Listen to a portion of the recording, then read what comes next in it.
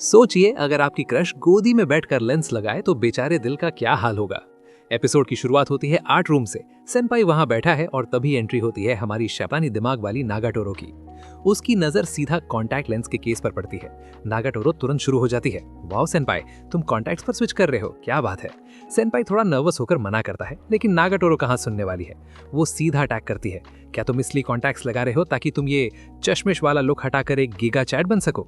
मतलब लड़की ने सीधा सेनपाई की कमजोरी पर निशाना लगाया है। सेनपाई सफाई देने की कोशिश करता है कि चश्मा पहन पहन कर वो बोर हो गया है, इसलिए बस ट्राई कर रहा है, पर नागाटोरो सुनने वाली कहाँ है। वो तुरंत चैलेंज फेंक देती है, तो अभी पहन के दिखाओ ना। सेनपाई बहाने बनाने लगता है, डर के मारे उसकी हालत खराब है। नागाटोरो समझ जाती है कि ये लौंडा फट्टू है। वो उसे टीज करते हुए कहती है कि तुम क्यूरियोसिटी में खरीद तो लाए, पर अब तुम्हारी फट रही है। भाई इज्जत की धज्जियां उड़ा दी। सेनपाई को गुस्सा आता है पर वो कुछ कर नहीं पाता। नागाटोरो कहती है कि उसका भाई भी ऐसे ही डरता था, तो उसने अपने भाई को लेंस लगा कर दिए थे। और बस यहाँ नागाटोरो ऑफर करती है कि लाओ मैं तुम्हें लेंस लगा देती हूँ। सेनपाई पहले तो मना करता है, रहने दो मैं खुद कर लूंगा, पर अंदर ही अंदर उसे पता है कि उससे ये जन्म में तो नहीं होने वाला। फाइनली वो मान जाता है। अब सीन जरा स्पाइसी हो जाता है। नागाटोरो कहती है चश्मा उतारो और आंखें खोलो। सेनपाई अपने मन को शांत करने की कोशिश कर रहा है, कूल रहो सेनपाई, कुछ नहीं हो रहा।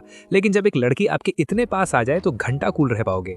नागाटोरो उसके एकदम करीब आ जाती है। सेनपाई की धड़कनें तेज हो जाती हैं। वो पैनिक करने लगता है और कहता है रुको, पर नागाटोरो कहती है अब क्यों रुकूं, और फट से लेंस उसकी आंख में डाल देती है। जैसे ही लेंस लगता है सेनपाई की आंखों से पानी निकल आता है। नागाटोरो पूछती है रो रहे हो क्या सेनपाई। सेनपाई कहता है नहीं भाई, ये आंसू नहीं है। खैर दोनों लेंसेज लग जाते हैं और दुनिया अचानक एचडी क्लियर दिखने लगती है। नागाटोरो कहती है कि बिना चश्मे के सेनपाई अपना वो सिग्नेचर मूव नहीं कर पाएगा। सेनपाई कंफ्यूज होता है तो नागाटोरो उसका चश्मा खुद पहन लेती है और सेनपाई की नकल उतारते हुए चश्मे को बीच से ऊपर करती है, बिल्कुल वैसे ही जैसे सेनपाई नर्वस होने पर करता है। अब यहाँ ट्विस्ट देखो, नागाटोरो चश्मा पहनकर सेनपाई को घूरती है और पूछती है सेनपाई क्या मुझे चश्मे में देखकर तुम्हें मजा आ रहा है। सेनपाई की बोलती बंद, वो हड़बड़ा जाता है, नहीं बिल्कुल नहीं। फिर नागाटोरो कहती है देखो तुम फिर से वही कर रहे हो, तुम टेंस हो। सेनपाई बेचारा बिना चश्मे के भी हवा में हाथ घुमा रहा है जैसे चश्मा एडजस्ट कर रहा हो। मतलब लड़की ने उसके दिमाग का भरता बना दिया है। एक छोटी सी इंपॉर्टेंट अपडेट, नागाटोरो सीरीज के जितने भी वीडियोस हैं ये सारे के सारे इसी चैनल पर ही अपलोड होंगे। लेकिन इस सीरीज के खत्म होते ही इस चैनल पर कोई नया वीडियो अपलोड नहीं होगा। आगे से सारी न्यू सीरीज, न्यू एपिसोड्स और सारा फ्यूचर कंटेंट मेरे नए चैनल पर आएगा। तो प्लीज एक बार डिस्क्रिप्शन और पिन कमेंट चेक कर लेना, वहां नए चैनल का लिंक मिल जाएगा। वहां जाके सब्सक्राइब कर देना ताकि आप आगे के सब वीडियोस मिस ना करें। चलिए अब वापस वीडियो पे आते हैं। सीन चेंज होता है एक स्नो रिजॉर्ट पर। रिजॉर्ट में स्कूल ट्रिप हो रहा और सब स्कीइंग कर रहे हैं।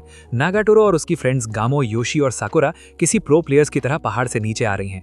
दूसरी तरफ सेनपाई और उसके दोस्तों का ग्रुप है जो 2 साल से आ रहे हैं पर अभी भी बिगिनर लेवल पर लुढ़क रहे हैं।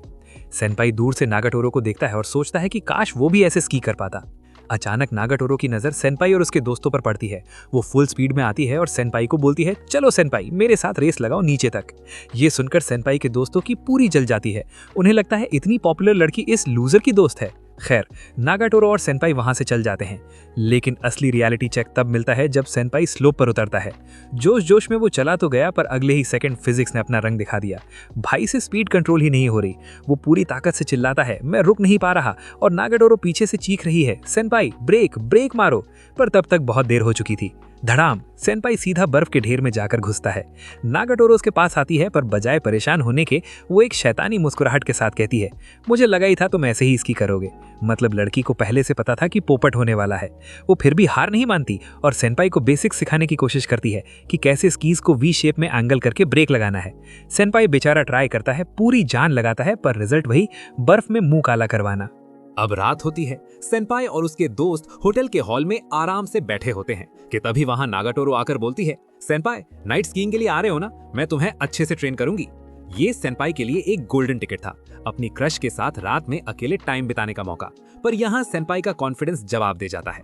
वो नागाटोरो से नजरें चुराते हुए बोलता है नहीं यार, दिन भर की स्कीइंग के बाद मेरे पैर दर्द कर रहे हैं, मैं नहीं आऊंगा। ये सुनकर नागाटोरो मायूस हो जाती है और ठीक है कहकर वहां से चली जाती है। नागाटोरो के जाते ही वहां गामो और योशी टपक पड़ती हैं। गामो उसको छेड़ते हुए पूछती है तुम सच में नागाटोरो के साथ जाना चाहते थे ना। पहले तो सेनपाई नाटक करता है पर फाइनली सच उगल देता है, यार वो अपनी ग्रेड की बेस्ट स्कीयर है, मैं वहां जाऊंगा तो बस उसके रास्ते का कांटा बनूंगा और उसे स्लो कर दूंगा। ये सुनकर गामो बोलती है, तुम अभी भी नहीं समझे। बात ये नहीं है कि वो अच्छी स्कीयर है, बात ये है कि वो तुम्हारे साथ वक्त बिताना चाहती थी, और फिर वहां से चल जाती है। गामो की बात सेनपाई के दिल पर सीधा लगती है। वो डिसाइड करता है कि वो हार नहीं मानेगा। रात के सन्नाटे में ठंड में थरथराता हुआ सेनपाई अकेले बिगिनर कोर्स पर पहुंचता है। वो बार बार गिरता है पर उठ खड़ा होता है। उसके दिमाग में बस एक ही बात चल रही है, मुझे लगा था मुझे ये सब पसंद नहीं, पर मैं नागाटोरो के साथ बराबर खड़ा होना चाहता हूँ, उसके पीछे नहीं। तभी वहां एक छोटा बच्चा स्की करते हुए कंट्रोल खो बैठता है और तेजी से स्लोप से नीचे आ रहा होता है। सेनपाई बिना एक सेकंड सोचे, अपनी जान की परवाह किए बिना उस बच्चे को बचाने के लिए जंप मारता है। वो स्लाइड करते हुए उस बच्चे को पकड़कर सेव कर लेता है। बच्चे के पेरेंट्स आकर उसे थैंक यू बोलते हैं और सेनपाई को पहली बार महसूस होता है कि हाँ, वो भी कुछ कर सकता है। लेकिन मुसीबत भी खत्म नहीं हुई कि वहां एक कूल डूड अपने दोस्त को इंप्रेस करने के लिए एक पैर पर स्की कर रहा है और सीधा सेनपाई की तरफ बुलेट की तरह आता है। सेनपाई की आंखें फटी की फटी रह जाती हैं। आज तो भाई का काम तमाम। पर तभी एंट्री होती है हमारी हीरोइन की।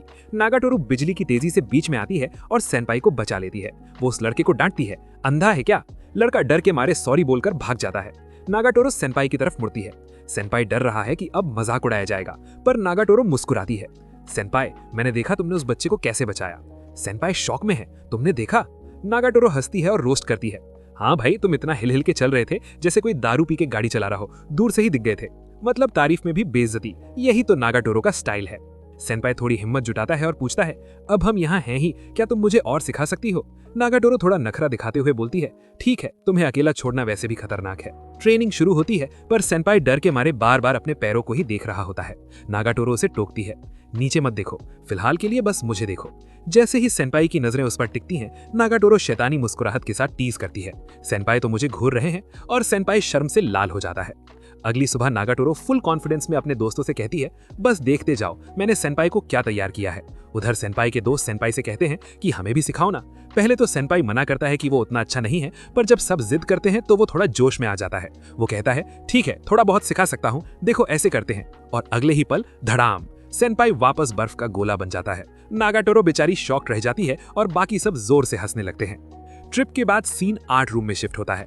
पता चलता है प्रेसिडेंट ने पहली ही बार में टोक्यो यूनिवर्सिटी ऑफ आर्ट्स का एग्जाम क्लियर कर लिया है। सेनपाई उन्हें कॉन्ग्रेचुलेट करता है, पर प्रेसिडेंट सीरियस होकर पूछती हैं, मेरा तो हो गया, पर तुम्हारा क्या प्लान है? इस बार सेनपाई की आवाज में डर नहीं है। वो पहली बार बिना किसी हेजिटेशन के बोलता है, मैं भी आर्ट स्कूल के लिए ही एम करना चाहता हूँ। ये सुनकर प्रेसिडेंट के चेहरे पर एक स्माइल आती है। वो कहती हैं, मैंने एक्सपेक्ट नहीं किया था कि तुम्हारे मुंह से इतना पॉजिटिव और क्लियर आंसर सुनूंगी। फिर वो थोड़ा छेड़ते हुए पूछती हैं, कहीं ये उस बिल्ली वाली लड़की का असर तो नहीं? सेनपाई तुरंत हड़बड़ाकर मना कर देता है, नहीं, ऐसा कुछ नहीं है। प्रेसिडेंट के जाने के बाद सेनपाई वहां अकेला खड़ा रह जाता है और सोचने लगता है, नागाटोरो से मिले हुए 1 साल हो गया है। उसने मुझे परेशान तो किया, पर शायद उसने मुझे बदल भी दिया। सेनपाई रियलाइज करता है कि आज वो पहले से ज्यादा कॉन्फिडेंट है, पर तभी उसे एक अजीब सा खाली एहसास होता है। मैं अपने फ्यूचर के बारे में तो सोच रहा हूँ, पर नागाटोरो का क्या? उसके सपने क्या है? सच तो यह है कि इतना करीब होकर भी मैं उसके बारे में अभी भी कुछ नहीं जानता। और इसी रियलाइजेशन के साथ ये एपिसोड यहाँ खत्म होता है। मिलते हैं नेक्स्ट वीडियो में, तब तक के लिए सायोनारा।